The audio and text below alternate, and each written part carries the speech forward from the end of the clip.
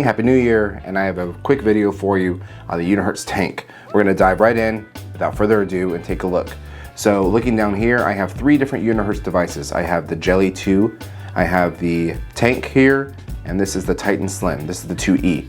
So looking at the difference of Unihertz, one thing they do really well is that they're gonna do a variation of different types of designs that are completely out of the ordinary. So for example, if you look at the actual Titan Slim, I did use this guy for a while, and although I really like the form factor of it, I like how it feels. It's a little plasticky on the back. They come with a little case on it. It's got a plastic back that's really shiny, as you can see here. It has a pretty decent keyboard, but the key button layout is actually off. And the reason they do that is because, as you can see here, the buttons are in the wrong spot. So you go to use the shift button and you have to hold it down. Sometimes the alternate button just doesn't really work. So overall, there's a bit of frustration when using it if you're used to something like a BlackBerry from the past. The main reason, BlackBerry owns a lot of patents, and they patent the button layout and they can't use it, so they had to do the next best thing. But I'll tell you what, from an effort of actually trying to get something done to some of us who actually really like a physical keyboard, I respect it, and I've actually really enjoyed using it. Camera is expected to be terrible. But moving on over here to the Jelly 2E, this guy is the second generation of this obviously tiny 2.8-inch screen, actually 2-inch screen. USB-C on the side. You have the button here where you can make it fully programmable, volume and everything on the side. You also have a fingerprint reader right here on the back. Now this particular device was really interesting because it uses CarPlay, it uses Spotify, texting, WhatsApp, Telegram, all these different things that are on it. This is a, I would consider this to be like a conference phone, maybe a festival phone, something you can just slip in your pocket. I mean, look at this compared to, this is the iPhone 14 Pro Max, and this is the Jelly. I mean, crazy, if you can focus there. Crazy. So it's super niche-y, obviously, which is what they do, which I actually really like. But again, you know, it's just one of those things that it's gonna be for the right person at the right time. It's not gonna be a daily driver. Now, let's move these away. Let's look right here at the Tank. So this guy uses a 22,000 milliamp hour battery, which gets you 150 hours of calling time. Now here's the craziest part. It has a 6.8-inch screen, actually pretty decent looking screen. And if you look at this, it's actually a pretty decent looking screen. So if I make this brighter, let's get the brightness all the way up. You can see here, it's a nice bright screen. And let's look at the size comparison here. So this is the Tank. This is the iPhone 14 Pro Max. This is the Galaxy S22 Ultra. I mean, look at how massive that thing is compared to the rest of them. But what's cool is that it has this gigantic battery, and if you look at the thickness of this, and as you can see here, this is me holding up the phone, okay, if you can make it out. This is gonna be a camping light, and this is gonna allow you to use this at full brightness, and it's gonna be absolutely blinding, so do not look right at it.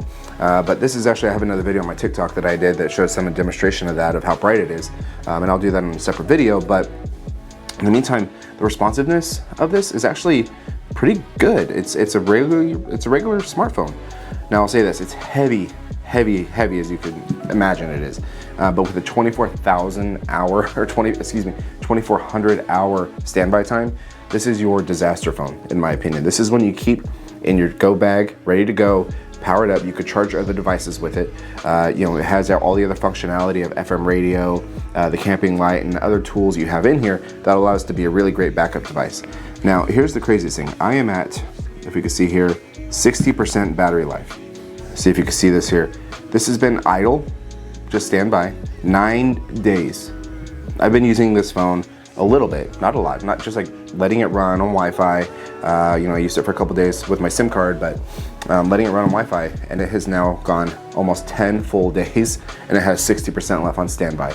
I mean, that's the craziest thing I've ever heard. I had to make this video about it because honestly, who sees this? You don't see this kind of thing ever happen with a phone. Now, is it gonna be a daily driver? Probably not. Is it gonna be something that you can take out and capture really great photos with your friends and family? Probably not. But looking at this from a totally utilitarian mindset of what is the function of this, it's a backup, it's a great phone to take camping because you have all your functionality you need, you have all the mobile network that you need, and you're gonna have all your apps, but you have this gigantic battery. And I mean, look at the thickness of this guy. This is a Pixel 7 here, okay? And then we got a iPhone 14 Pro Max, and then you got an S22 Ultra, I mean, these three are not that much bigger, honestly. So it's pretty cool. I mean, I will say this, it does come with a 66 watt fast charger in the box, and it doesn't need a case, obviously, because it's all rugged. You have a little loop here on the back. Okay, you're gonna be able to attach a lanyard or something like that. You have 3 cameras on the back, and I've tried the cameras and they're not bad. I mean, the first thing you think of is this camera's gonna be terrible because it's you know, rugged industrial phone. But no, actually they're pretty good. So all in all, here's my thoughts on this. My thoughts are, if you want something unique, you want something different, you want something that's gonna be a talking point for your daily carry, go for it, okay? You're probably gonna be unhappy with it because it's just too heavy of a device to keep daily. It just is. I mean, this probably weighs with about 4 phones total. I don't have the exact weight here. I could put that in the description below, but, and I'll link this phone also in the description below. It's not a sponsored ad, it's not anything like that. They've sent it to me to take a look at, and I have a lot of companies sending me stuff, and honestly, half of them are not interesting, right? They're all kind of the same. This is interesting. And that's what I like here. I like unusual, interesting tech. We got flips, we got folds, we got BlackBerry keyboards. You know, we got all kinds of stuff here. So do me a favor, subscribe. You know, give me a little follow. I'm gonna start doing more full-length videos like this, along with the shorts.